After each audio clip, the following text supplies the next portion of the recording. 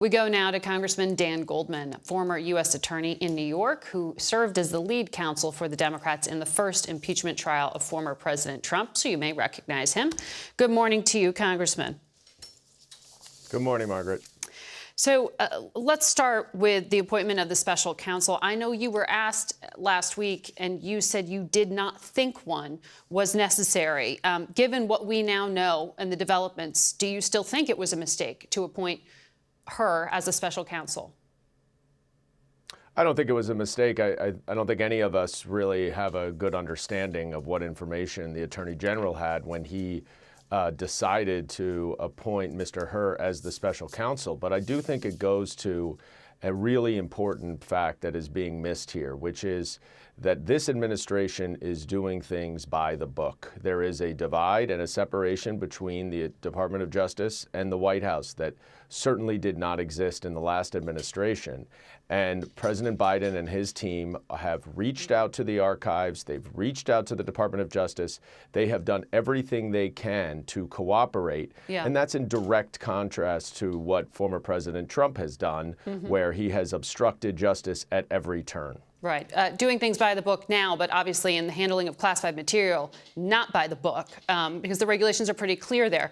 Can you explain to me, for the search that we just laid out that was happening at the president's home, for the current president, his Wilmington home on Thursday, why would he send lawyers who don't have a security clearance to search for classified material? I'm not sure, and we don't know the circumstances of that. But certainly the documents leave the vice president's office and have to be stored somewhere.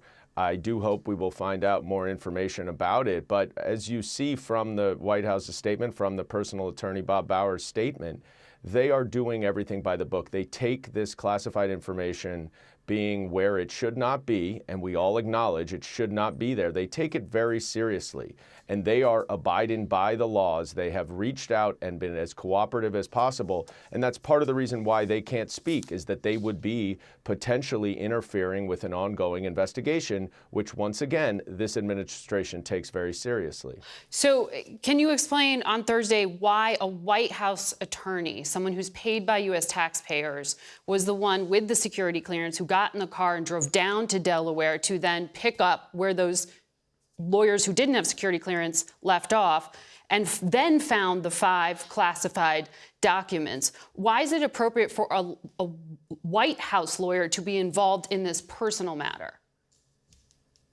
Well, because it involves classified information, which belongs to the government.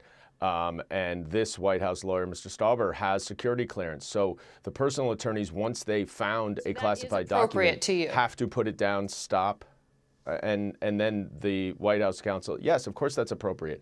When you have matters of national security, you need to make sure that those who have clearance to review them are reviewing them.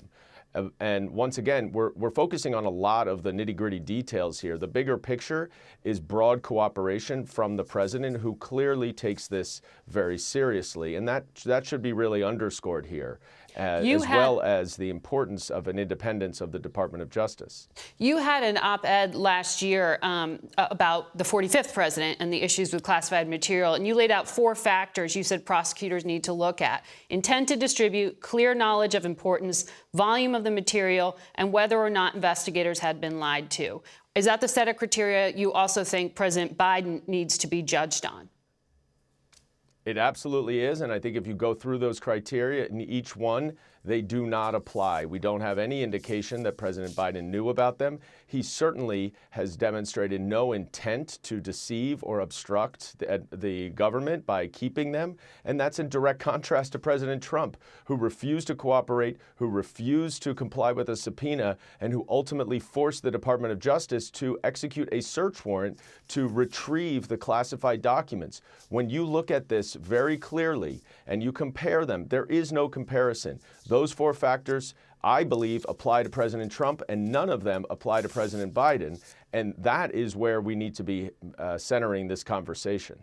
I want to ask you about your first week in Congress. One of the things you did was hand deliver this ethics complaint to your fellow New Yorker, Republican George Santos. He's under local, state, federal, and international investigation.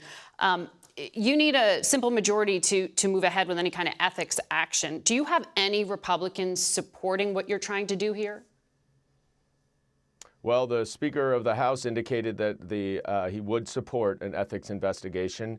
And in fact, this morning, Congressman Torres and I sent a letter to Speaker McCarthy, Chairwoman Stefanik, and the head of the Congressional Leadership Fund, Kevin McCarthy's Super PAC arm, because there's really bombshell indication and reporting from the New York Times that they all knew about Mr. Santos's lies prior to the election. And as part of this investigation, we are calling on them to be fully cooperative with the investigators, both in Congress and outside of Congress, to disclose exactly what they knew about Mr. Santos's lies and whether they were complicit in the scheme to defraud voters. Well, you know, for folks at home who aren't following this with great degree of detail, they hear Kevin McCarthy say things like, the Speaker McCarthy say things like, well, other people have also said things that aren't true and they work in Congress. They look at the fact that Senator Menendez of New Jersey has said he knows of an ongoing federal probe that involves him. A number of Democrats have failed to disclose stock trades, other things like that. Why is this case different? And how is this not just politics? Can you explain it? Sure. George Santos is a complete and total fraud. Everything that he said about himself on the campaign trail, nearly everything, has proven to be a lie. His financial disclosures have clear false statements and omissions, and that's what we referred to the Ethics Committee for an investigation to get to the bottom of whether he broke the law. 8 Republican Congress members have called on him to resign. This is not like any of the other examples you're talking about. This is a scheme to defraud the voters of the 3rd District in New York, and this needs to be investigated intensively. And Mr. Santos needs to think twice about whether he belongs in Congress. And more importantly, the Speaker needs to think twice about whether Mr. Santos is fit to serve in Congress. We will be tracking that story. Thank you very much, Congressman.